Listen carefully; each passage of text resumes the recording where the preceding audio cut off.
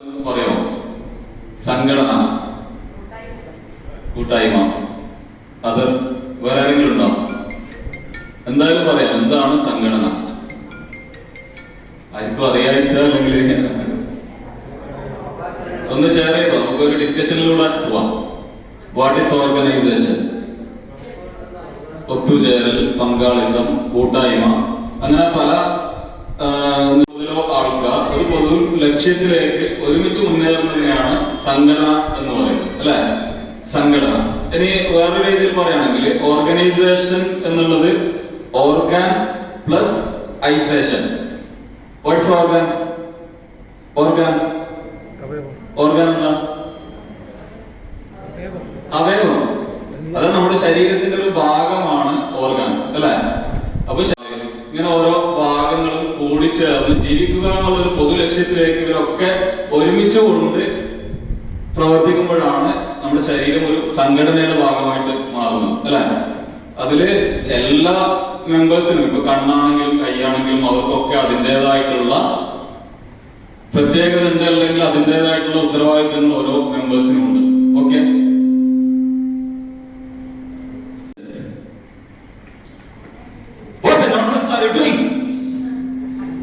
Okay. ഇവിടെ ഞാനിപ്പോ പഠിച്ചിട്ടുള്ള ഇവിടെ ഞാനിപ്പോ ചെയ്തിട്ടുള്ളത്, ഇവിടുന്ന് ഒരു 2-3 സ്റ്റെപ്പ് മുന്നോട്ട് വന്നിട്ട് ഫതിലിന്റെ എന്റെ കൈ ചെറുതായിട്ട് പൊന്തിച്ചിട്ടുണ്ട്, ഒന്ന് അടിക്കാൻ വേണ്ടി നോക്കിയിട്ടുണ്ട്. അപ്പൊ ആ സമയത്ത് ഫതിലിനുണ്ടായിരിക്കുന്ന റിയാക്ഷൻ എന്തൊക്കെയാ?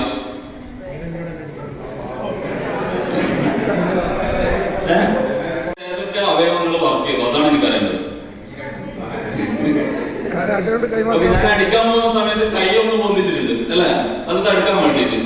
അതുപോലെ തല ബാക്കോട്ടൊന്ന് മാറിയിട്ടുണ്ട്. പിന്നെ അതിനൊക്കെ മുമ്പായിട്ട് ഈ കണ്ണുകൊണ്ട് അവൻ മനസ്സിലാക്കിയിട്ടുണ്ട് എന്ത്, ഇങ്ങനെ ഒരാൾ അടിക്കാൻ വേണ്ടി വരുന്നുണ്ട്, ഇതിനെ പ്രതിരോധിക്കണം എന്നുള്ളത്, അല്ലെ? അങ്ങനെ ഒരുപാട് വർക്കുകൾ ആ സെക്കൻഡിനുള്ളിൽ തന്നെ ഫതിലിന് നടന്നിട്ടുണ്ട്, അല്ലെ? ഞാൻ അടിക്കാൻ പോകുമ്പോൾ അന്നാട് കൊല്ലം ചെയ്ത ഉള്ളിൽ ഒരു പേടി വന്നിട്ടില്ലേ? ഓക്കെ. ഞാൻ വേറെ രീതിയിൽ ഒരു ആക്ഷൻ എടുക്കുകയാണെങ്കിൽ അഗർ തും മിൽ ജാവോ തോന്നിയത് ഒന്ന് നാണിച്ച് മുലുകിയിട്ടുണ്ട്, അത് എല്ലാവർക്കും മനസ്സിലായിട്ടുണ്ട്. വേറെ എന്തെങ്കിലും നേരത്തെ അടിക്കാൻ വന്നപ്പോ ചെയ്ത പോലെ കൈ തടഞ്ഞു വെച്ചിട്ടുണ്ടാവും? ഇല്ലല്ലോ, ഇല്ല. അപ്പൊ ഇനി ഫതില് പറയാതെ വേറെ എന്തെങ്കിലും ഫീലിങ്സ് ഫതിലിന് തോന്നിയെന്ന് നിങ്ങൾക്ക് പറയാനുണ്ടോ? ഒന്നുകൂടി പാടാനാ? ക്ലാസ് പെട്ടെന്ന് നിർത്താൻ വേണ്ടി ഉദ്ദേശിച്ചില്ല. ഒന്ന് കെട്ടിപ്പിടിക്കാൻ തോന്നിയിട്ടുണ്ട് ഫതിൽ. സ്ട്രോങ് ആയിക്കൊണ്ട് കൈ ഇങ്ങനെ ഏങ്ങിക്കൊണ്ട് അടിക്കാൻ വേണ്ടി ഫതിലിനോട് അടുത്തേക്ക് പോയപ്പോ ഫതിലിന്റെ ഇടയില് ആദ്യം തന്നെ വന്ന മെസ്സേജ് കണ്ണുകൊണ്ടത് കണ്ടു, കണ്ണിന്റെ ധർമ്മം ഉത്തരവാദിത്വം അതോടെ നിർവഹിച്ചു. ഓക്കെ. ഇനി രണ്ടാമത്തത് എത്രയും പെട്ടെന്ന് തന്റെ തല അല്ലെങ്കിൽ ഫേസ് സേവ് ചെയ്യുക എന്നുള്ളതാണ് ഫതിലിന് ആ സമയത്ത് തോന്നിയത്. അപ്പൊ തല ബാക്കോട്ടേക്ക് മാറ്റി കൈ ഒന്ന്, എന്റെ കൈ തടുക്കാൻ വേണ്ടി കൈ ഒന്ന് ഓങ്ങി വെച്ചു, അല്ലെ? അതുപോലെ വേറെ ഒരുപാട് പ്രവർത്തനങ്ങൾ ഇതിന്റെ ഇടയിൽ നടന്നിട്ടുണ്ട്. പക്ഷെ ഞാനിവിടെ ചോദിക്കുന്നത്, ഞാൻ ആദ്യം കാണിച്ച അതേ ആക്ഷൻ തന്നെയാണ് വേറെ രീതിയിൽ കാണിച്ചിട്ടുള്ളത്. കാരണം ഞാനിവിടെ അവതരിപ്പിച്ചിട്ടുള്ളത് സെയിം ആക്ഷൻ ആണ് 2 തവണയും. ഈ 2 തവണയും ഒരേ ആക്ഷൻ കാണിച്ചപ്പോ എങ്ങനെ 2 രീതിയിലുള്ള റിയാക്ഷൻസ് വന്നു, അതാണ് അറിയേണ്ടത്. സമീപനം. ഓക്കെ. വേറെ ബോഡി ലാംഗ്വേജ്. ഓക്കെ. വേറെ ഫേസ് എക്സ്പ്രഷൻ, വോയിസ് സൗണ്ട് കൂടുതലാണ്. വേറെ ഓക്കെ. ഈ നിങ്ങൾ പറഞ്ഞ ആൻസർ കംപ്ലീറ്റ് ശരിയാണ്. അതിന്റെ കൂടെ ഒരു പോയിന്റ് കൂടി ഞാൻ ആഡ് ചെയ്യണം. കാരണം എന്താ പറഞ്ഞാല് ഈ പോകുന്ന സമയത്ത് ഒരു ഗ്രൂപ്പ് ആദ്യത്തെ തവണ പിന്നെ ഫതിലിന്റെ അടുത്ത് പോകുമ്പോ ഈ ഗ്രൂപ്പ് ഡിസ്കഷൻ നടന്നില്ലെങ്കിൽ എന്താ സംഭവിക്കുക? അനസ് പറഞ്ഞ പോലെ എനിക്ക് 2 കിട്ടിയിട്ടുണ്ടാവും, അത് ഉറപ്പാ. അത് ഞാൻ അവസാനത്തിലേക്ക് വരാം. അതിനു മുമ്പ് ഇവിടെ നടന്ന ഗ്രൂപ്പ് ഡിസ്കഷൻ എന്താണ് എന്നുള്ളത് നമുക്ക് നോക്കാം. കാരണം ഞാൻ ഈ ആക്ഷൻ എടുക്കുന്ന സമയത്ത് ഉടൻ ഫതിലിന്റെ കണ്ണ് പറയാണ് ഇങ്ങനെ ഒരാൾ നടന്നു വരുന്നുണ്ട്, അയാളുടെ ബോഡി ലാംഗ്വേജ് കണ്ടിട്ട് അടിക്കാൻ വരുന്നത് പോലെ ഉണ്ട്. ഈ ഇൻഫർമേഷൻ എവിടെ പാസ് ചെയ്യുന്നു? ബ്രെയിൻ. എവിടെ? ബ്രെയിനിൽ CNS അഥവാ സെൻട്രൽ നെർവസ് സിസ്റ്റം. ഈ സിസ്റ്റത്തില് അതായത് ശരീരം മൊത്തം കൺട്രോൾ ചെയ്യുന്ന സിസ്റ്റമാണ് സെൻട്രൽ നെർവസ് സിസ്റ്റം. ഓക്കെ. അപ്പൊ ഈ സിസ്റ്റത്തിലേക്ക് കണ്ണ് ഉടനടി ആ മെസ്സേജ് അത് പറയും. അയാളുടെ വോയിസ് കുറച്ച് മാറ്റമുണ്ട്, കുറച്ച് സ്ട്രോങ് ആയിട്ടാണ് വരുന്നത്, എന്തായാലും അടി കിട്ടും, ഉറപ്പാ, അല്ലെ? ആ ഇൻഫർമേഷൻ അവിടെ പാസ് ചെയ്തു. ഉടനടി ബ്രെയിനിലെ CNS ഒരു എമർജൻസി മീറ്റിംഗ് വിളിക്കുകയാണ്. മീറ്റിംഗ് വിളിച്ച് ഓരോ അവയവങ്ങളോടും പറയാണ് ഇങ്ങനെ ആള് വരുന്നുണ്ട്, നമുക്ക് എന്താണ് ചെയ്യാൻ പറ്റുമോ. അപ്പോ കൂട്ടമായിട്ട് ചർച്ച ചെയ്ത് ഒരു തീരുമാനം എടുക്കുന്നു, എന്ത് വിധേനയും അത് തടുക്കണം അല്ലെ. തടുത്തില്ലെങ്കിൽ എന്ത് സംഭവിക്കും? തറക്കടി കിട്ടും. അപ്പൊ ആ ഗ്രൂപ്പ് ഡിസ്കഷൻ ഇമ്മീഡിയറ്റ് മീറ്റിംഗ് വിളിച്ചുകൊണ്ട് അവതരിപ്പിച്ച് ആ മീറ്റിംഗിന്റെ തീരുമാനമായിട്ട് എന്ത് വരുന്നു? അതിനെ എന്ത് വിധേന നമ്മൾ സേവ് ചെയ്യുക, നമ്മുടെ ശരീരം നമ്മൾ സേവ് ചെയ്യുക. കാരണം ശരീരം എന്നുള്ളത് നമ്മുടെ സംഘടനയാണ് നമ്മുടെ ലക്ഷ്യം അല്ലെ. അപ്പൊ ഈ സേവ് ചെയ്യുന്നതിന് വേണ്ടി എന്ത് റിയാക്ഷനാണ് നമ്മൾ സ്വീകരിച്ചിട്ടുള്ളത്? നമ്മുടെ ശരീരം ഉടനടി കയ്യോട് പറയാണ്, തല എന്നുള്ളത് നമ്മുടെ ബ്രെയിൻ ഉൾപ്പെടുന്ന CNS ഉൾപ്പെടുന്ന സെൻട്രൽ നെർവസ് സിസ്റ്റം ഉൾപ്പെടുന്ന ഇമ്പോർട്ടന്റ് പാർട്ടാണ്. എന്ത് വിധേന എന്ത് വില കൊടുത്തും ആ CNS നമ്മൾ രക്ഷപ്പെടുത്തണം. മറിച്ച് കൈ ആണെങ്കിലോ അത്യാവശ്യം തടുത്ത് കൈ വെക്കിയാലോ അല്ലെ ഒരു എല്ല് പൊട്ടിയാലോ പ്രശ്നമില്ല. പക്ഷെ നമ്മുടെ ബ്രെയിനിൽ എഫക്ട് ചെയ്താൽ എന്താണ്? ബ്രെയിനിൽ ആരുണ്ട്? ലീഡേഴ്സ് ഉണ്ട്. സെക്രട്ടറിയും പ്രസിഡന്റും ട്രഷറർ ഉൾപ്പെടുന്ന ലീഡേഴ്സ് ബ്രെയിനിലുണ്ട്, CNS. ഓക്കെ. അപ്പൊ ഈ CNS നമ്മൾ എന്ത് വിധേനയും രക്ഷപ്പെടുത്തണം. അപ്പൊ അതിന് വാസിയാണ്. അപ്പോഴാണ് നമ്മുടെ ഇവിടെ അനങ്ങാതിരുന്ന കൈയെടുത്ത് തടുക്കാൻ വേണ്ടി വരും അല്ലെ. ഒരു ആക്ഷൻ അവിടെ പറഞ്ഞു. ഇനി നമ്മൾ വേറൊരു കാര്യം കൂടെ നോക്കാം. നമ്മളിപ്പോ ഈ പറയുന്ന സമയത്ത് എന്താ പറയാ, ഒരു കണ്ണ് കാണാത്ത ആളാണെന്ന് വിചാരിക്കുക. അപ്പോഴെന്തായിരിക്കും അവസ്ഥ? ഞാൻ ഈ നടന്നു പോകുന്നത് കാണുമോ? ഒരു കണ്ണുകൊണ്ട് കാണൂല, മറ്റേ കണ്ണുകൊണ്ട് കാണുമല്ലോ. പിന്നെ നമ്മളെ രാജമാണിക്യത്തിൽ പറഞ്ഞതുപോലെ എന്റെ ഒരു ഭാഗം ഇരുട്ടായിരുന്നു എന്ന് നീ അവനോട് പറഞ്ഞു, എന്തോ ഒരു ഡയലോഗ് ഉണ്ടല്ലോ. ണെങ്കിൽ ഓട്ടോമാറ്റിക് ആയിട്ട് വലതിലുള്ള കണ്ണ് അവരുടെ ഡ്യൂട്ടി ഏറ്റെടുക്കുകയാണ്. അതായത് ഇടതു ഭാഗം, ഈ ഭാഗം എനിക്ക് കാണുന്നില്ലെങ്കിൽ തല കുറച്ച് ഓട്ടോമാറ്റിക് ആയിട്ട് തിരിക്കും. അതായത് ഇടത് കണ്ണിന്റെ ഡ്യൂട്ടി വലത് കണ്ണ് ഏറ്റെടുക്കും. എന്താ അവിടെ സൂചിപ്പിക്കുന്നത്? നമ്മുടെ ഏതെങ്കിലും ഒരു മെമ്പർ എന്തെങ്കിലും എമർജൻസി, കല്യാണം അങ്ങനെയുള്ള ഒരു ഇനാക്റ്റീവ് ആവുകയാണെങ്കിൽ ഓട്ടോമാറ്റിക് ആയിട്ട് റെസ്പോൺസിബിലിറ്റീസ് ഉത്തരവാദിത്വം ഏറ്റെടുത്തുകൊണ്ട് അടുത്ത മെമ്പർ വരികയാണ്. കണ്ണ്, രണ്ടാമത്തെ കണ്ണ് വന്ന് പറയുന്നു ഞാൻ നിന്റെ ഡ്യൂട്ടി ചെയ്തോളാം, എന്നിട്ട് സ്വയം അത് ഏറ്റെടുക്കുന്നു. അതല്ലെങ്കിൽ വേറെ രീതിയിൽ കൂടി ഉണ്ട്. കാരണം ഈ ഒരു കണ്ണ് വർക്ക് ചെയ്യുന്നില്ല എന്നുള്ള റിപ്പോർട്ട് ഉടനടി എവിടെ പോകും? നമ്മുടെ CNS ബ്രെയിനിലേക്ക് പോകും. മനസ്സിലാക്കിക്കൊണ്ട് ഉടനടി റിപ്പോർട്ട് മറ്റേ കണ്ണിന് കൊടുക്കും. ഇങ്ങനെ ഒരു കണ്ണിന് പ്രശ്നമുണ്ട്, കാണാൻ പറ്റുന്നില്ല, അപ്പൊ ആരെങ്കിലും കൊല്ലാൻ വന്നാല് പോകും, സംഗതി കൈവിട്ട് പോകും. അപ്പൊ മറ്റേ കണ്ണിന് റിപ്പോർട്ട് കൊടുക്കുകയാണ്, നിങ്ങൾ ഉടനടി ആക്ഷൻ എടുക്കണം. അപ്പൊ അപ്പോഴാണ് ഓട്ടോമാറ്റിക് ആയിട്ട്, ചില സാഹചര്യങ്ങളിൽ ഓട്ടോമാറ്റിക് ആയിട്ട് ഏറ്റെടുക്കും, അല്ലെങ്കിൽ ലീഡേഴ്സിന്റെ ഇത് കാത്തിരിക്കും. എന്ത് പറഞ്ഞാലും റിസൾട്ട് എന്ന് പറയുന്നത് ആളുടെ ഡ്യൂട്ടി മറ്റേ കണ്ണ് ഏറ്റെടുക്കും. ഓക്കെ. ഇനി അടുത്തൊരു സ്റ്റേജിലേക്ക് കൂടി വരികയാണ്. എന്താണ്? ഇയാൾക്ക് രണ്ട് കണ്ണും കാണൂല. അപ്പോഴെന്താ ചെയ്യാ? എങ്ങനെ? എന്തോ പറഞ്ഞല്ലോ, ചെവി ഏറ്റെടുക്കും. സത്യമാണ്, കറക്റ്റാണ്. അതില് നമ്മൾ നേരത്തെ കേട്ട ചെവി ഇപ്പോഴെങ്ങനെ കേൾക്കുന്നു, അതാ ആ വ്യത്യാസമാണ് നമ്മൾ മനസ്സിലാക്കുന്നത്. കാരണം രണ്ട് കണ്ണുള്ള സമയത്ത് ചെവി ഒരുപക്ഷെ ഞാൻ പറയുന്ന വോയിസ് പതില് കേട്ടിട്ടുണ്ടാവും. പക്ഷെ ഫതിലിന് രണ്ട് കണ്ണും കാണാൻ പറ്റാത്ത സിറ്റുവേഷൻ ആണെങ്കിൽ ഫതിൽ അത് കേൾക്കുമ്പോ ഞാൻ എത്ര ഡിസ്റ്റൻസിൽ നിന്നിട്ടാണ് പറയുന്നത്, ഞാൻ എത്ര സ്പീഡിലാണ് മുന്നോട്ടേക്ക് നടന്നു വരുന്നത്, ഇത്തരം കാര്യങ്ങൾ കൂടി എന്താവും? ഈ ചെവി വർക്ക് ചെയ്യും. അപ്പൊ കണ്ണ് കാണാത്തവർക്ക് ശരിക്കും ദൈവം നൽകുന്ന ശക്തി എന്നൊക്കെ നമ്മൾ പറയുന്നുണ്ടല്ലോ, അത് ഈ രീതിയിലുള്ളതാണ്. കാരണം ഒരു എക്സ്ട്രാ പവർ ആ ചെവിക്ക് കിട്ടുകയാണ്. അപ്പൊ രണ്ട് മെമ്പർ എത്രയും പെട്ടെന്ന് നമുക്ക് ആക്ഷൻ ചെയ്യണം. ഓക്കെ. അപ്പൊ അത് ഓട്ടോമാറ്റിക് ആയിട്ട് ആ രീതിയിലേക്ക് വന്നു. അതായത് ഏതെങ്കിലും മെമ്പർ ഇനാക്റ്റീവ് ആയിട്ട് നിൽക്കുകയാണെങ്കിൽ ഓട്ടോമാറ്റിക് ആയിട്ട് അടുത്ത മെമ്പർ അത് ദൗത്യം ഏറ്റെടുക്കും. ഇപ്പൊ ഞാൻ പറഞ്ഞു വരുന്നത്, ഇങ്ങനെ നമ്മുടെ ശരീരത്തിലെ ഓരോ അവയവങ്ങളും ആക്റ്റീവായിട്ട് വർക്ക് ചെയ്യുമ്പോഴാണ് ആ ശരീരം എന്താവുന്നത്? ജീവിക്കുക എന്ന പൊതുലക്ഷ്യത്തിലേക്ക് എത്തുന്നത്. ഏതാണ്ട് സംഘടന അതുപോലെ തന്നെയല്ലേ അല്ലേ? എല്ലാ ആർക്കെങ്കിലും പറയാൻ പറ്റുമോ? ഓക്കെ. ഇനി നമ്മൾ ഈ രീതിയിലേക്ക് മുന്നോട്ട് പോകുമ്പോൾ നമുക്ക് കിട്ടുന്ന നേട്ടങ്ങൾ എന്തൊക്കെയാ? ഇതൊക്കെ ഈ പ്രോസസ്സിംഗ് ഒക്കെ നമ്മുടെ ശരീരത്തിൽ നടക്കുകയാണ്. അപ്പൊ അത് കൂട്ടമായിട്ട് പ്രവർത്തിക്കുമ്പോഴാണ് കറക്റ്റ് ആയിട്ട് എന്താവുന്നത്? ബോഡി എല്ലാ പാർട്സും വർക്കാതെ നമ്മുടെ ജീവിതം തന്നെ മുന്നോട്ട് പോകുന്നത്. അപ്പോ അവിടെയും ഒരു സംശയം വരാനുള്ളത്, ഇത്രയും നല്ല രീതിയിൽ എല്ലാ മെമ്പേഴ്സും വർക്ക് ചെയ്യുന്നുണ്ട്. അപ്പൊ ശരിക്കും നമ്മുടെ നാട്ടിൽ രോഗി ഉണ്ടാവോ? ഇല്ല അല്ലെ? എല്ലാ പാർട്സും കറക്റ്റ് ആയിട്ട് വർക്ക് ചെയ്യുന്നുണ്ടെങ്കിൽ നമ്മുടെ രോഗി ഉണ്ടാവോ? നമ്മുടെ ശരീരത്തിൽ എന്തെങ്കിലും രോഗം ബാധിക്കുമോ? ഇന്നത്തെ അവസ്ഥ എന്താ? കേരളത്തിൽ ഏറ്റവും കൂടുതൽ രോഗികളുള്ളത് കണ്ണൂർ ജില്ലയിലാണെന്നുള്ളതും 55% രോഗികളാണ് അല്ലെ. 2030 ഒരു വീട്ടിൽ ഒരു ക്യാൻസർ രോഗി അല്ലെങ്കിൽ ഒരു കിഡ്നി പേഷ്യന്റ് ഉണ്ടാവും എന്നുള്ളതാണ് WHO ലോക ആരോഗ്യ സംഘടന നിർവചിക്കുന്നത് അല്ലേ മൻസൂർ ഭായ്? ഓക്കെ. അപ്പൊ ആ രീതിയിൽ രോഗങ്ങൾ എന്തുകൊണ്ട് കൂടുന്നു നമ്മൾ ശ്രദ്ധിച്ചിട്ടുണ്ടോ? അതായത് നമ്മുടെ ശരീരത്തില് എന്താ പറയുക നീര് കെട്ടി നടക്കാൻ പറ്റാത്ത അവസ്ഥയൊക്കെ വന്ന് ഹോസ്പിറ്റലിൽ പോകുമ്പോഴാണ് മനസ്സിലാവുന്നത് ഇയാളുടെ 2 കിഡ്നിയും പ്രവർത്തനക്ഷമമാണ്, പെട്ടെന്ന് ഡയാലിസിസ് ചെയ്യണം അല്ലെങ്കിൽ ട്രാൻസ്പ്ലാന്റേഷൻ കിഡ്നി മാറ്റി വെക്കണം. അല്ലെങ്കിൽ മനസ്സിലാവുന്ന 4ാമത്തെ സ്റ്റേജിലാണ്, ശ്വാസകോശത്തിലാണ് ക്യാൻസർ. ശരിക്കും ഈ ക്യാൻസർ അല്ലെങ്കിൽ ഡയാലിസിസ് ഒക്കെ വരാനുള്ള ഒരു കാരണം എന്ന് പറയുന്നത് അത് ജീവിത ശൈലി രോഗങ്ങൾ എന്ന് പറയും. ജീവിത ശൈലി രോഗങ്ങൾ അത് സ്വാഭാവികമാണ്, മനുഷ്യ സഹജമാണ്, എല്ലാവർക്കും ഉണ്ടാവും. അപ്പൊ നമ്മളിവിടെ ഞാൻ നേരത്തെ പറഞ്ഞ പോലെ 35% രോഗികൾ എന്ന് പറയുമ്പോൾ നമ്മളിവിടെ 3 പേര് കൂടിയിട്ടുണ്ടെങ്കിൽ അതിലൊരാൾ രോഗിയാണ്. അപ്പൊ അത് സ്വാഭാവികമാണ്. പക്ഷെ അത് ആവശ്യമായ സമയത്ത് ആവശ്യമായ ടെസ്റ്റുകൾ ചെയ്യാതെ നമ്മൾ ശ്രദ്ധിക്കാതെ വരുമ്പോഴാണ് ക്യാൻസറും അതുപോലെ ഡയാലിസിസും കിഡ്നി മാറ്റിവെക്കുന്ന ഒരു അവസ്ഥയിലേക്ക് വരുന്നത് അല്ലെ. അപ്പോ നമ്മുടെ വ്യായാമം ഭക്ഷണശൈലിയൊക്കെ മാറ്റി ക്രമീകരിച്ചുകൊണ്ട് എന്ത് ചെയ്യാൻ പറ്റും? അതിൽ നിന്ന് കവർ ചെയ്ത് വരാൻ പറ്റും. പക്ഷെ ആ സമയത്ത് ആവശ്യമായ ടെസ്റ്റുകൾ നടത്തി അതിന് ചികിത്സ ട്രീറ്റ്മെന്റ് മെഡിസിൻ കൊടുത്തില്ല എന്നുള്ളതാണ് ഈ ക്യാൻസറിലേക്കും അതുപോലെ നമ്മുടെ ശരീരത്തിൽ തന്നെ നശിപ്പിക്കുന്ന അവസ്ഥയിലേക്കും എത്തിക്കാൻ കാരണം അല്ലെ. ഇനി ഞാൻ ചോദിക്കട്ടെ, ഈ ജീവിതശൈലി രോഗങ്ങൾ വരാനുള്ള കാരണം എന്താ?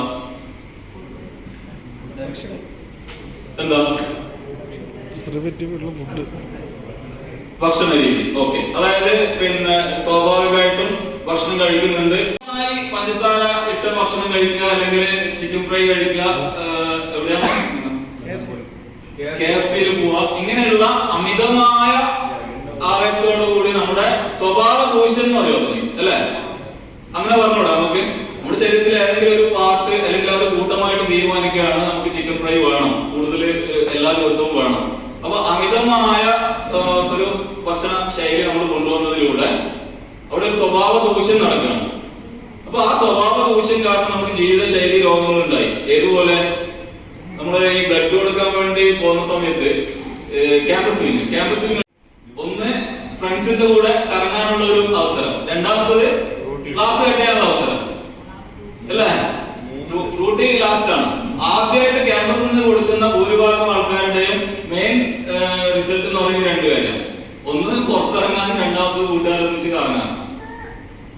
ഇത് ഞാൻ ഈ ലൈഫ് എന്താ പറയുക ജീവിതശൈലി രോഗങ്ങളിൽ നമുക്ക് ഉൾപ്പെടുത്താം. കാരണം അത് വലിയൊരു പ്രശ്നമല്ല, സ്വാഭാവികമായിട്ടും മനുഷ്യ സഹജമാണ്, എല്ലാവർക്കും ഉണ്ടാവുന്നതാണ്. ഇനി അങ്ങനെ വന്ന ഡോണർ ക്ലാസ് കട്ട് ചെയ്തിട്ട് ഫ്രണ്ട്സിന്റെ കൂടെ ബ്ലഡ് ബാങ്കിൽ ക്ലാസ് കട്ട് ചെയ്യുക എന്ന ലക്ഷ്യത്തോടു കൂടി വന്ന അയാൾ ബ്ലഡ് കൊടുക്കുകയും ഫ്രൂട്ടിയൊക്കെ കുടിച്ച് നമ്മുടെ കോർഡിനേറ്റർമാരുടെ ഉപദേശങ്ങളൊക്കെ കേട്ട് രക്തം കൊടുക്കൽ ഇമ്പോർട്ടൻസ് ഒക്കെ പറഞ്ഞ് മനസ്സിലാക്കിയപ്പോ അയാളുടെ ലക്ഷ്യം മാറി. നമ്മൾ ആ പൊതു ലക്ഷ്യത്തിലേക്ക് അയാളെ കൂടി എത്തിച്ചു. അതായത് രക്തം കൊടുക്കൽ 3 മാസം കൂടുമ്പോ വോളണ്ടറി ബ്ലഡ് ഡൊണേഷൻ ഇന്ന് സമൂഹം ആവശ്യപ്പെടുന്നുണ്ട് എന്നുള്ള ഒരു നമ്മുടെ പൊതു ലക്ഷ്യം ആ ഡോണറിലേക്ക് എത്തുന്നതോടുകൂടി അടുത്ത തവണ അയാൾ ബ്ലഡ് കൊടുക്കുമ്പോൾ എന്താവും? ഓട്ടോമാറ്റിക്കായിട്ട് ക്ലാസ് കട്ട് ചെയ്തൊന്നും ആയിരിക്കും അയാളുടെ വിഷയം, അയാൾ ബ്ലഡ് ഡൊണേറ്റ് ചെയ്യാൻ വേണ്ടി തന്നെ വരും. അതായത് ഒരു ജീവിത ചെയ്യുന്നത്. കാരണം അയാൾക്ക് ചെറിയൊരു പോയിന്റ്, ഒരു ചെറിയൊരു സ്വഭാവ ദൂഷ്യം ഉണ്ടായിരുന്നു, അയാളുടെ ലക്ഷ്യം മാറിയിട്ടുണ്ടായിരുന്നു. പക്ഷെ അത് നമ്മൾ കറക്റ്റ് ചെയ്ത് കൊണ്ടുവന്നു. അതുകൊണ്ട് എന്ത് നേട്ടം നമുക്കുണ്ടായത്? ക്യാൻസർ വരില്ല, ഡയാലിസിസ് ചെയ്യേണ്ട ആവശ്യമില്ല അല്ലെ. അപ്പോ പിന്നെ ഈ രീതിയിലേക്ക് എന്തെങ്കിലും സ്വഭാവ ദോഷങ്ങൾ ഉണ്ടെങ്കിൽ നമ്മൾ അവർ ഓട്ടോമാറ്റിക്കായിട്ട് കൊണ്ടുവരികയാണ്. ഇനി ഞാൻ ചോദിക്കുന്നത്, ഈ ക്യാൻസർ അല്ലെങ്കിൽ ജീവിതശൈലി രോഗങ്ങൾ വന്ന് കഴിഞ്ഞാൽ നമുക്കുണ്ടാകുന്ന എന്താ പറയാ നമ്മുടെ എഫക്ട് എന്തായിരിക്കും? നമുക്കുണ്ടാകുന്ന ബുദ്ധിമുട്ട് എന്തൊക്കെയായിരിക്കും? ഒന്ന്, 3ാമത്തെ 4ാമത്തെ സ്റ്റേജിലേക്ക് പോകുന്ന സമയത്ത് ശ്വാസകോശം ഞാനിനി വർക്ക് ചെയ്യുന്നില്ല, എനിക്ക് ഓൾറെഡി ക്യാൻസർ ബാധിച്ചു എന്ന് പറഞ്ഞ അവിടെ അടങ്ങിയിരിക്കുമോ? അടുത്ത മെമ്പർക്കും കൂടി അത് കൊടുത്തിട്ടേ പോകുള്ളൂ അല്ലേ. ആ ക്യാൻസർ നമ്മുടെ ഓരോ അവയവത്തിനും അതിങ്ങനെ പടർന്നു വരും അടുത്ത സ്റ്റേജിലേക്ക്. അതാണ് ഈ 4ാമത്തെ സ്റ്റേജിലേക്ക് എത്തുമ്പോൾ ഇനി ഇതിന് ട്രീറ്റ്മെന്റ് ഇല്ല, അല്ലെങ്കിൽ കീമോതെറാപ്പി ചെയ്ത് അല്ലെ മുജിക്കാം, അപ്പൊ റേഡിയേഷൻ ചെയ്തിട്ട് കാര്യമില്ല. അപ്പൊ അത് കൂടി നമ്മൾ ശ്രദ്ധിക്കണം.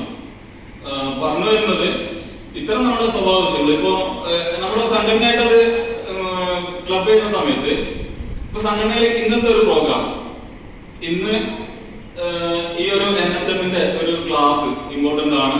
അപ്പൊ ഇതിന്റെ ഒരു മെസ്സേജ് കണ്ട ഉടനെ ആരാണ്? അനൂപ് ഈ മെസ്സേജ് കാണുന്നു, അതിൽ സബ്ജക്ട് വായിക്കുന്നു, വളരെ പ്രധാനപ്പെട്ട ഇമ്പോർട്ടന്റ് മാറ്റർ ആണ്. അപ്പൊ ആ ക്ലാസ് എനിക്ക് നിർബന്ധമായിട്ടും പങ്കെടുക്കണം, അല്ലെങ്കിൽ ജീവിക്കാം, ഇതിൽ നിർബന്ധമായിട്ട് പങ്കെടുക്കണം. അത് ഈ രജിസ്ട്രേഷൻ ചെയ്യാനുള്ള ലിങ്ക് കിട്ടിക്കഴിഞ്ഞാല് ആദ്യം ആ രജിസ്റ്റർ ചെയ്തവരുടെ പേര് വായിച്ചോ. ഞാൻ ഉദ്ദേശിക്കുന്ന ആൾ ഇതിലില്ല, അപ്പൊ ഞാനിപ്പം പറയണ്ട, കുറച്ച് കഴിഞ്ഞ് പറയാം, ഒരു ഡോർ നോക്കട്ടെ. അപ്പൊ കുറച്ച് കഴിയുമ്പോ അവരെ പേര് വരും.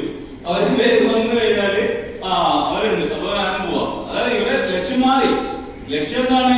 വീടിന്റെ ക്യാമ്പ് അല്ലെങ്കിൽ പിന്നെ പ്രോഗ്രാം ഉണ്ട് എന്ന് പറഞ്ഞിട്ട് എങ്ങനെയെങ്കിലും വീട്ടിൽ നിൽക്കണം അല്ലേ? അവിടെ തീർന്നു. അപ്പോ ഞാൻ പറയുന്നത് അവിടെ നമ്മുടെ ലക്ഷ്യം മാറി. ഈ പ്രോഗ്രാമിന്റെ ഇമ്പോർട്ടൻസ് മനസ്സിലാക്കി കൊണ്ടുവന്ന അനൂപായാലും അല്ലെങ്കിൽ മുജീബിക്കായാലും, ഞാൻ പേരെടുത്ത് പറയുന്നത് ഇതാക്കണ്ട, എക്സാമ്പിൾ പറയുന്നത് എക്സാമ്പിൾ തന്നെ കറക്റ്റല്ലോ. ഓക്കെ, അപ്പൊ അവരുടെ ഈ ക്ലാസ്സിൽ പങ്കെടുക്കുക എന്ന പൊതു ലക്ഷ്യത്തിൽ നിന്നും മാറിക്കൊണ്ട് എന്ത് സംഭവിച്ചു?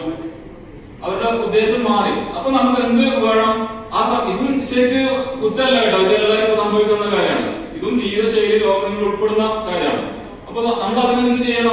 കണ്ണ് അടിക്കാൻ വരുന്നുണ്ട്, എന്റെ മുന്നിലേക്ക് നടന്നു വരുന്നുണ്ട് എന്ന ഇൻഫർമേഷൻ CNS കൊടുത്തതുപോലെ, കാത് സൗണ്ട് കുറച്ച് വോയിസ് കൂടുതലാണ്, അടിക്കാൻ തന്നെയാണ് വരുന്നത് എന്ന് പറഞ്ഞതുപോലെ, ഈ കാര്യങ്ങൾ അറിയുന്ന മെമ്പേഴ്സ് ഉടനടി CNS നമ്മുടെ ഭാരവാഹികളെ അറിയിക്കണം.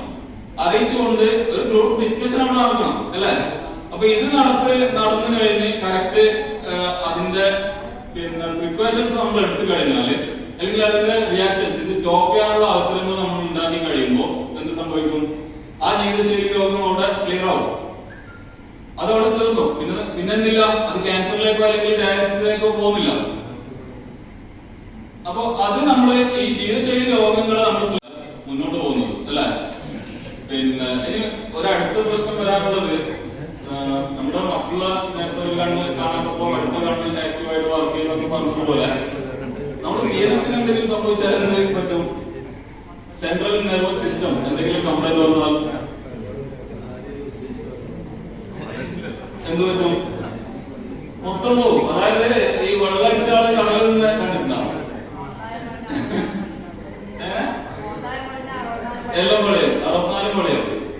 അത് ഈ വെള്ളമടിച്ച ആള് കടലിൽ നിന്ന് പറഞ്ഞ പോലെ അയാൾ കടല കയ്യിലെടുക്കും.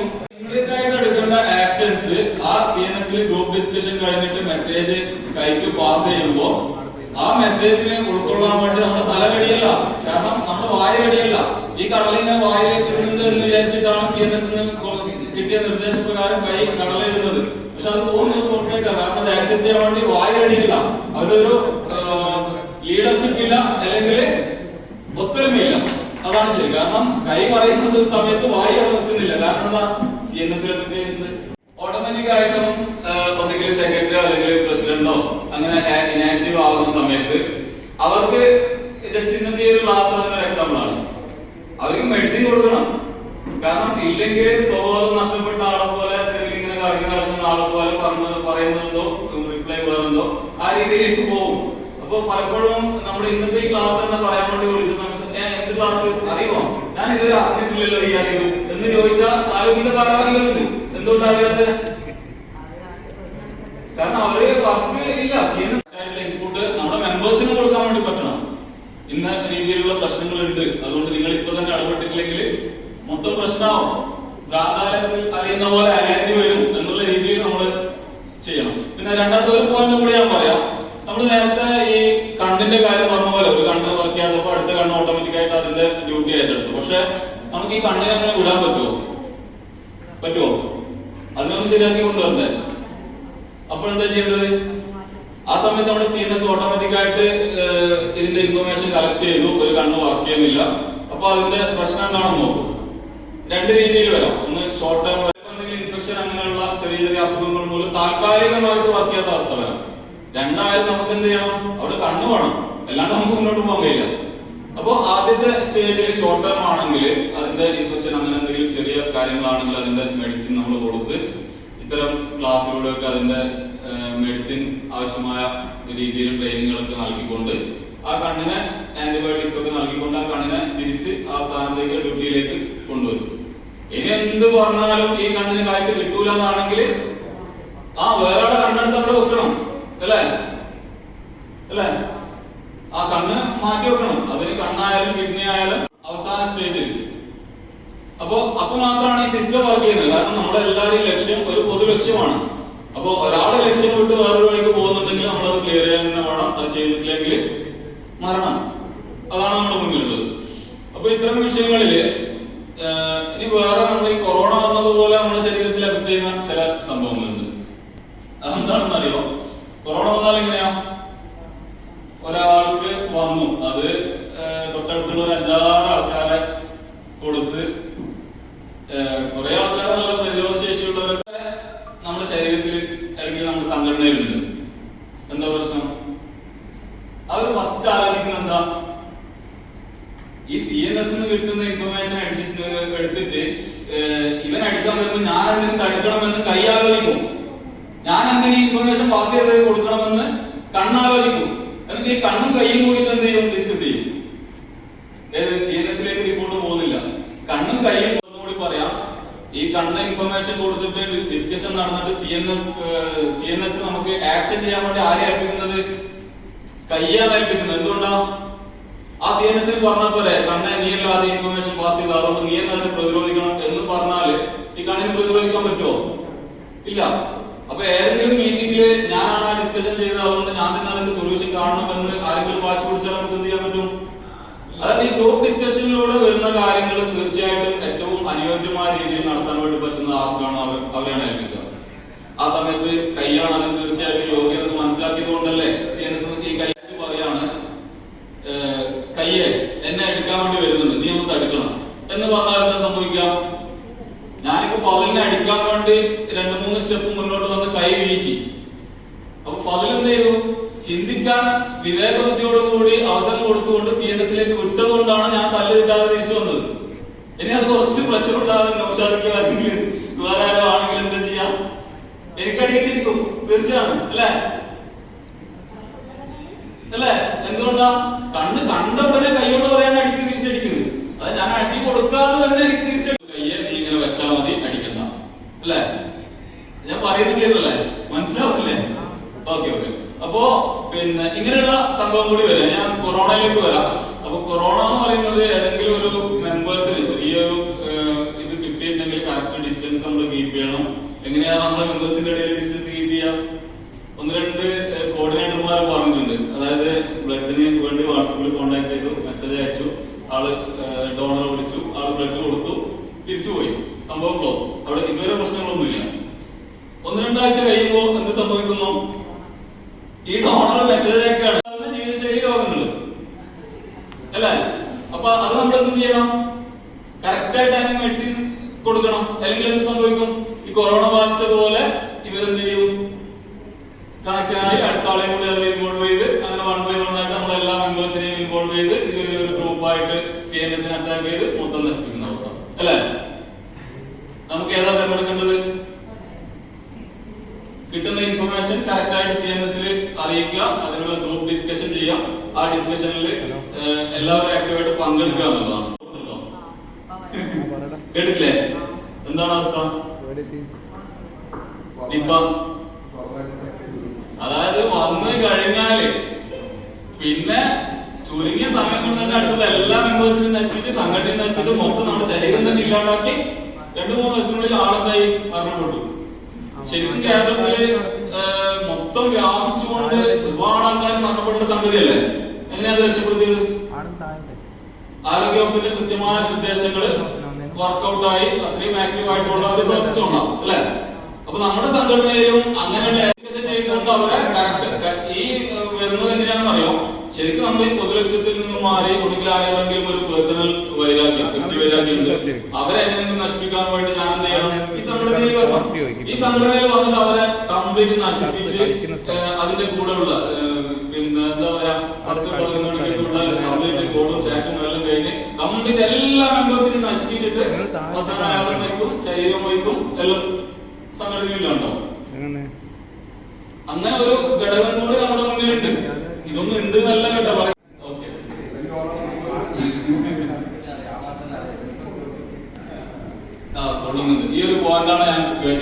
കാരണം ശരിക്ക് ഞാൻ സംസാരിച്ചിട്ടുള്ളത് ഞാൻ വേറെ സംഘടനയിൽ വർക്ക് ചെയ്യുന്നത്. അപ്പൊ ബ്ലഡ് ഡോണേഴ്സ് കേരളയുടെ ആരെ കുറിച്ചുമല്ല ഞാൻ ഇങ്ങോട്ട് പറഞ്ഞിട്ടുള്ളത്. കാരണം എക്സാമ്പിൾ ഒക്കെ പറയുമ്പോൾ ചിലപ്പോ എന്ത് ചെയ്യും അല്ല, അത് മനസ്സിലായി പറയാൻ കാരണം അറിയോ, എനിക്ക് തന്നെ ചില സമയത്ത് തോന്നിയിട്ടുണ്ട് ഞാൻ എന്നെ പറ്റിയാണോ പറയുന്നത്. അത് ഒരാൾക്ക് തോന്നണം. കാരണം നമ്മൾ സെൽഫ് മോട്ടിവേഷൻ അത് നല്ലതാണ്. എനിക്ക് എന്തൊക്കെ പോരായ്മയുണ്ടെന്ന് ഞാൻ തന്നെ ആലോചിച്ചുകൊണ്ട് മാറുമ്പോഴാണ് വ്യക്തിപരമായിട്ടും പേഴ്സണൽ ലൈഫിൽ അടക്കം.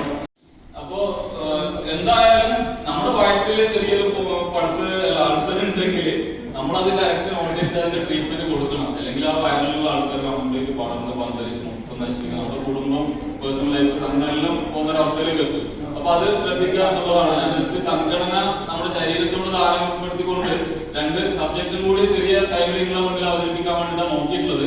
ഈ പറഞ്ഞതുപോലെ എന്തെങ്കിലും വിഷമങ്ങൾ ആർക്കെങ്കിലും ഉണ്ടായിട്ടുണ്ടെങ്കിൽ പിന്നെ ഒരിക്കലും നിങ്ങളെ പറ്റിയൊന്നല്ല പറഞ്ഞത്. എനിക്കും തോന്നിയിട്ട് സത്യമാണ്. കാരണം പറയുന്ന കുറച്ച് പോയിന്റ്സിൽ എനിക്കടക്കം ക്ലിയർ ചെയ്യാനാണ്. അത് മറ്റുള്ള അവസ്ഥയിലേക്ക് എത്തിക്കാതിരിക്കാൻ നോക്കുക.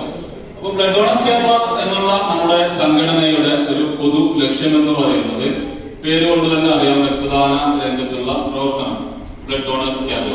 അപ്പൊ അതിനുവേണ്ടി നമുക്കിപ്പോ വർക്ക് ചെയ്യുന്ന സ്റ്റേറ്റ് കമ്മിറ്റി ഉണ്ട്. അതിന്റെ അണ്ടറിലാണ് കണ്ണൂർ ജില്ലാ കമ്മിറ്റി ഉള്ളത്. ആ കമ്മിറ്റിയിൽ തന്നെ ഒരുപാട് സബ് കമ്മിറ്റികളുണ്ട്. ഇമ്മീഡിയറ്റ് ആയിട്ട് ആക്ഷൻ എടുക്കുന്നതിന് വേണ്ടി കോർ കമ്മിറ്റി ഉണ്ട്. അതിന്റെ താഴെ എക്സിക്യൂട്ടീവ് കമ്മിറ്റി ഉണ്ട്. അതിന്റെ താഴെ ജില്ലാ കമ്മിറ്റി അംഗീകരിക്കുന്നതിന് വേണ്ടി കൗൺസിലിംഗിന്റെയും താലൂക്ക് കമ്മിറ്റികൾ അടക്കം പ്രവർത്തിച്ചു വരുന്നുണ്ട്. അപ്പൊ അതിന്റെ ഭാരവാഹികൾ, സെൻട്രൽ നെർവസ് സിസ്റ്റം ഈ ഗ്രൂപ്പിൽ ഉണ്ടാവാം. നിങ്ങൾ എടുക്കേണ്ട ആക്ഷൻ എന്തൊക്കെയാണെന്ന് ഇപ്പൊ ഞാൻ പറയാതെ തന്നെ മനസ്സിലായിട്ടാവില്ലേ? ഏത് ഭാരവാഹികളായാലും മേജേഴ്സ് ആയാലും ഓരോ മെമ്പർമാരടക്കം നമ്മൾ ചെയ്യേണ്ട ഡ്യൂട്ടി എന്താണെന്ന് മനസ്സിലായിട്ടാവില്ലേ?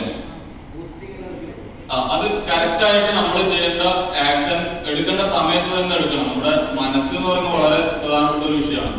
ഞാൻ അതും കൂടി പറഞ്ഞിട്ട് അവസാനിക്കും. ഒരു ഇംഗ്ലീഷ് കവി പറഞ്ഞ ഒന്ന് രണ്ട് കാര്യങ്ങൾ. അതായത് minds are just like A parachute which are flying in the sky. എന്താണ് പാരച്യൂട്ട്? കാറ്റിനനുസരിച്ചിട്ട് നീങ്ങും. വേറെന്താ പ്രത്യേകത? നിയന്ത്രണം പോയാൽ ഓക്കെ. എന്നാലും അതിന്റെ പ്രത്യേകത ഉള്ളത് it works only when they are open.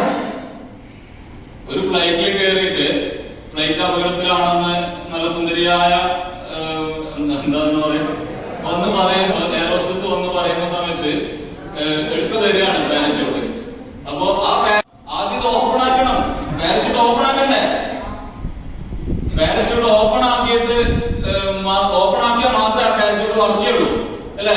അതുപോലെയാണ് നമ്മുടെ മനസ്സ്. നമ്മുടെ മനസ്സ് ഓപ്പൺ ആക്കാതെ, അതായത് മീറ്റിംഗിലൊന്നും സംസാരിക്കാതെ ഇവരെന്തെങ്കിലും ആക്കട്ടെ, അത് സുവനീറിന്റെ അവര് തീരുമാനിച്ച അവരെ കമ്മിറ്റി അല്ലേ, അത് അവര് തീരുമാനിക്കട്ടെ. ആരെ ചോദിക്കുന്നത്?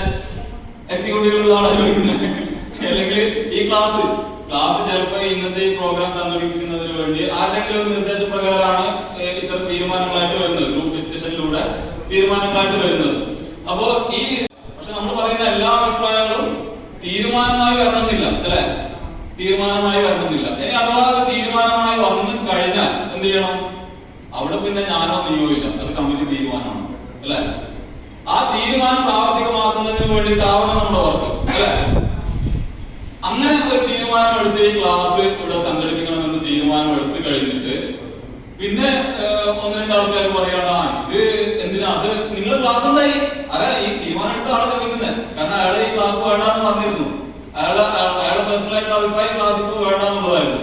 അപ്പൊ എന്ത് ചെയ്തു? കൂട്ടമായിട്ടുള്ള കൂടുതൽ ആൾക്കാർ പറയുന്ന പ്രകാരം തീരുമാനമെടുത്തു. അപ്പൊ ആ ചോദ്യത്തിന്റെ ഡെഫിനിഷൻ, ഡയറക്ഷൻ, കാരണം നമ്മളെല്ലാം കൂട്ടായിട്ട് എടുത്തൊരു തീരുമാനമല്ലേ. അപ്പൊ അതുപോലെ ആവശ്യമായ സമയത്ത് നിങ്ങളുടെ അഭിപ്രായങ്ങൾ അറിയിക്കണം. അതാണ് ഞാൻ പറഞ്ഞു. നമ്മുടെ മൈൻഡ് സെറ്റ് എപ്പോഴും ഓപ്പൺ ആയിരിക്കണം.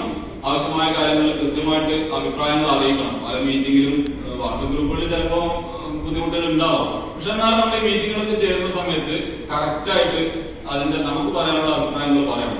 അത് തീരുമാനമായി വരുമോ ഇല്ലയോ രണ്ടാമത്തെ വിഷയമാണ്. കാരണം ഇങ്ങനെ വരുന്ന പല പല അഭിപ്രായങ്ങൾ ക്രോഡീകരിച്ചുകൊണ്ട് CNS വർക്ക് ചെയ്തുകൊണ്ടാണ് നല്ല തീരുമാനങ്ങൾ എടുക്കാൻ വേണ്ടി പറ്റുന്നതും. ഞാൻ ഇപ്പൊ ഇതൊന്നുകൂടി പറഞ്ഞെന്തുകൊണ്ടാണ് വെച്ചാല് ഇങ്ങനെ ഈ മീറ്റിംഗിൽ ആർക്കും എതിർപ്പൊന്നും ഉണ്ടായിട്ടില്ല. ഏത് ഈ ഒരു എക്സാമ്പിൾ ആയിട്ട് പറഞ്ഞതല്ലേ, ഈ ട്രെയിനിങ് പ്രോഗ്രാമിൽ എല്ലാവരും ആക്റ്റീവായിട്ട് ചെയ്യണം എന്ന് തന്നെയാണ് പറഞ്ഞത്. അങ്ങനെ ആരും എതിർത്ത് പറഞ്ഞിട്ടില്ല. അങ്ങനെ തെറ്റിദ്ധാരണ വേണ്ട. അപ്പൊ ഞാൻ ഈ പറഞ്ഞു വരുന്നത്, നമ്മുടെ മുന്നിൽ ഒന്ന് രണ്ട് പ്രോഗ്രാംസുകൾ ഇപ്പൊ പെൻഡിങ്ങിലുണ്ട്. ഒന്ന് മാർച്ച് 8 വിമൻസ് ഡേയുമായി ബന്ധപ്പെട്ട പ്രോഗ്രാം. അപ്പൊ അതിന്റെ ആക്ടിവിറ്റീസ് എന്തൊക്കെയാണെന്ന് ജില്ലാ സെക്രട്ടറി പറയുന്ന സമയത്ത് ആരും പ്രതികരിക്കുന്നില്ല. ആരെങ്കിലും ഒന്നും പ്രതികരിക്കണ്ടേ അല്ലേ? പക്ഷെ നമ്മളെന്ത് ചെയ്തു, അവിടെ CNS കംപ്ലീറ്റ് കറക്റ്റ് ആയിട്ട് വർക്ക് ചെയ്തിട്ട് എല്ലാ ലീഡേഴ്സിനെയും ഇമ്മീഡിയറ്റ് ആയിട്ട് മീറ്റിംഗ് വിളിച്ചിട്ട് ഇതിന്റെ ഇൻഫർമേഷൻ, ഇതിന്റെ പ്രാധാന്യം അവർക്ക് പറഞ്ഞ് മനസ്സിലാക്കി കൊടുത്തപ്പോ, അതുപോലെ ഓരോരാളെയും വിളിക്കാൻ വേണ്ടി ഡിഫറെന്റ് വേല് നമ്മള് അപ്രോച്ച് ചെയ്തപ്പോ ഏജൻസിന്റെ ജില്ലാ കമ്മിറ്റി വിളിക്കുന്നു, താലൂക്ക് കമ്മിറ്റി വിളിക്കുന്നു, ക്യാമ്പസിംഗിന്റെ വേറെ ആൾക്കാർ വിളിക്കുന്നു, ജില്ലാ കമ്മിറ്റി ഡയറക്ടർ ആൾക്കാരും, അങ്ങനെ ഒരുപാട് കോർണറിലൂടെ നമ്മുടെ ഈ വിഷയം അവരിലേക്ക് എത്തിച്ചപ്പോ ഈ പരിപാടി സക്സസ് ആയി. ഇത് സക്സസ് ആയില്ല എന്ന് പറയാൻ പറ്റുമോ? സക്സസ് ശരിക്കും എല്ലാവരും ഒരു അന്നമട്ടിലായിരുന്നു. പക്ഷെ എന്താണ് നമ്മുടെ പ്രോഗ്രാം, ഞാൻ പറഞ്ഞു വരുന്നത്, നമ്മൾ എടുക്കുന്ന തീരുമാനം അതിന്റെ ബാക്കിൽ ചിലപ്പോൾ വർക്ക് ചെയ്യാൻ വേണ്ടി 1-2 ആൾക്കാരെ ഉണ്ടാവും. പക്ഷെ നമ്മളെ ആക്റ്റീവായിട്ട് വേറെ ആരില്ല എന്ന് കരുതി നമ്മൾ ബാക്കോട്ട് പോകുന്ന സമയത്ത് ആ പ്രോഗ്രാം കൂടെ ക്യാൻസൽ ആവുന്ന ഒരു പരിപാടി നടക്കില്ല. പക്ഷെ നമ്മളത് മുന്നോട്ട് പോവുകയാണെങ്കിൽ അറ്റ് ദ എൻഡ് നമ്മുടെ റിസൾട്ട് എന്ന് പറയുന്നത് വളരെ നമുക്ക് സന്തോഷം ഉണ്ടാക്കുന്ന കാര്യമായിരുന്നു. ശരിക്കും ഇന്നത്തെ പരിപാടി പോലെ ഇന്ന് ഇതില് 48 ആള് പങ്കെടുത്തിട്ടുണ്ടെങ്കിൽ ഓരോ ആൾക്കാരെയും കെയർ ഓഫ് ഒരു ഏറ്റവും കുറഞ്ഞത് 10 പേഷ്യന്റ് ഉണ്ടെങ്കിലും ഇതിന്റെ ബെനിഫിറ്റ് ഉണ്ടാവും ഉറച്ചു വിശ്വസിക്കുന്ന ഒരാളാണ് അല്ലെ? നമ്മുടെ കുടുംബക്കാരും നമ്മുടെ ഫ്രണ്ട്സും ഫാമിലിയും ഒക്കെ അടക്കം ഒരു 10 പേരിലെങ്കിലും ഇതിന്റെ ഇൻഫർമേഷൻ എത്തിക്കാൻ വേണ്ടി നമുക്ക് പറ്റൂലേ? തീർച്ചയായിട്ടും പറ്റും. അപ്പൊ അതാണ് ഇതിന്റെ വിഷയം. അപ്പൊ 100% ഇതിന്റെ ക്ലാസ് വിജയിച്ചു എന്ന് വിശ്വസിക്കുന്ന ഒരാളാണ് ഞാൻ. പറഞ്ഞു വന്നത് അടുത്തൊരു പോയിന്റും കൂടി മിസ്സായിട്ടുണ്ട്. മിസ്സായതല്ല, മാർച്ച് 8 വിമൻസ് ഡേയുടെ പ്രോഗ്രാം, അതിന്റെ വർക്കുകൾ ഒക്കെ പറയുന്ന സമയത്ത് ഏത് പ്രോഗ്രാം ആയാലും എല്ലാവരും ആക്റ്റീവായിട്ട് ഇടപെടുക. അതുപോലെ അത് കഴിഞ്ഞിട്ട് 8-ാം തീയതി മുതൽ നമ്മുടെ മെമ്പർഷിപ്പ് ക്യാമ്പയിൻ ഒരു മാസത്തേക്ക് വരികയാണ്. അപ്പൊ ആ സമയത്ത് നമ്മൾ എന്ത് വേണം, പരമാവധി ആൾക്കാരെ താലൂക്ക് കമ്മിറ്റികളാണ് മുൻകൈയെടുത്തുകൊണ്ട് ചെയ്യേണ്ടത്. ഞാനുള്ളത് നമുക്ക് ശരിയാക്കി എടുക്കാൻ വേണ്ടി പറ്റുവാണെങ്കിലും തീർച്ചയായിട്ടും അവരെ കൊണ്ടുവരാം. പിന്നെ എന്ത് പറഞ്ഞാലും അവരെന്തെങ്കിലും ഒരു വ്യക്തി തരാക്കും, അല്ലെങ്കിൽ ഇതിന്റെ അകത്വം നേടി അങ്ങനെയുള്ള ഒരു സിറ്റുവേഷൻസ് ഒക്കെ ആണെങ്കിൽ അങ്ങനെയുള്ളവർ മാറ്റി വെച്ചാലും ആക്റ്റീവായിട്ട് നമ്മുടെ കൂടെ നിൽക്കാൻ പറ്റിയത് നമ്മൾ തീർച്ചയായിട്ടും കണ്ട് മനസ്സിലാക്കി ആ മെമ്പർഷിപ്പിലേക്ക് കൊണ്ടുവരണം. അതാണ് നമ്മൾ ചെയ്യേണ്ടത്. അത് കഴിഞ്ഞിട്ട് നമ്മുടെ ജനറൽ ബോഡിയാണ്. ജനറൽ ബോഡി എല്ലാ താലൂക്കുകളിലും, ശരിക്കും ജില്ലയിൽ ഏപ്രിൽ മാസം അവസാനം ആണ് പ്ലാൻ ചെയ്തിട്ടുള്ളത് അല്ലെ? അപ്പൊ ഇത്തരം ജനറൽ ബോഡികളൊക്കെ നടക്കണം. അതിന് കൃത്യമായ റിപ്പോർട്ട്സ് ഇതൊക്കെ നമ്മുടെ കയ്യിലുണ്ടാവണം. അതിനു പുറമെ ഞാൻ നേരത്തെ പറഞ്ഞതുപോലെ ഏതെങ്കിലും മെമ്പേഴ്സ് വർക്ക് ചെയ്യാനുണ്ടെങ്കിൽ, ഏതെങ്കിലും CNS വർക്ക് ചെയ്യാനുണ്ടെങ്കിൽ അവർക്ക് ആവശ്യമായ ഇൻപുട്സ് ഒക്കെ നമ്മൾ കൊടുത്തു കഴിഞ്ഞിട്ടും മാറുന്നില്ലെങ്കിൽ അവരെ മാറ്റാം, കുഴപ്പമില്ല, ട്രാൻസ്പ്ലാന്റ് ചെയ്യാം. പകരം നല്ല കഴിവുള്ള പ്രവർത്തിക്കുന്ന ആൾക്കാരെ നമുക്ക് അവിടെ സബ്സ്റ്റിറ്റ്യൂട്ട് ചെയ്തുകൊണ്ട് നമ്മളിപ്പോ ഒരു പ്ലാറ്റ്ഫോം ഉണ്ടാക്കുക എന്നുള്ളത് മാത്രമാണ് ചെയ്തിട്ടുള്ളത്. കഴിഞ്ഞ ഒരു വർഷം കൊണ്ട് നമ്മൾ ചെയ്യുന്ന ഒരു പ്ലാറ്റ്ഫോം ഉണ്ടാക്കുക എന്നുള്ളത് മാത്രമാണ്. ബ്ലഡ് കൊടുക്കുന്ന ഡോണർമാരുണ്ടാകുക. അപ്പൊ അതിന്റെ ശരിക്കും ഒരു തറ കെട്ടി വെച്ചിട്ടേ ഉള്ളൂ, നമ്മൾ ഒരു കമ്മിറ്റി ആക്കി വെച്ചിട്ടേ ഉള്ളൂ. ആ കമ്മിറ്റി ഉണ്ടാക്കുന്ന സമയത്ത് നമുക്ക് തന്നെ അറിയാം, ചിലപ്പോ പിന്നെ പങ്കാളിത്തം കുറവായിരുന്നു. കാരണം പുതിയ കമ്മിറ്റി ഉണ്ടാകുമ്പോൾ സ്വാഭാവികമായിട്ട് അങ്ങനെ ഉണ്ടാവും. അപ്പൊ ആ സമയത്ത് ആരൊക്കെയാണ് കിട്ടുന്നത് അവരെ സെക്രട്ടറി പ്രസിഡന്റും ഒക്കെ ആക്കി എടുത്തെങ്കിലും ഇന്ന് നല്ല ആക്റ്റീവായിട്ട് വർക്ക് ചെയ്യുന്നുണ്ട് കേട്ടോ. എല്ലാവരും അതിന്റെ തെളിവാണ് ഇന്നത്തെ ക്ലാസ്. അപ്പോ പിന്നെ ഒരുപക്ഷെ നമുക്ക് അടുത്ത ജനറൽ ബോഡിയിൽ ഇതിലും കൂടുതൽ നല്ല രീതിയിലുള്ള ഒരു കമ്മിറ്റി ഉണ്ടാക്കാൻ വേണ്ടി പറ്റൂലേ? ഇല്ലേ? ആർക്കും ഉറപ്പില്ലാത്ത പറ്റൂലേ?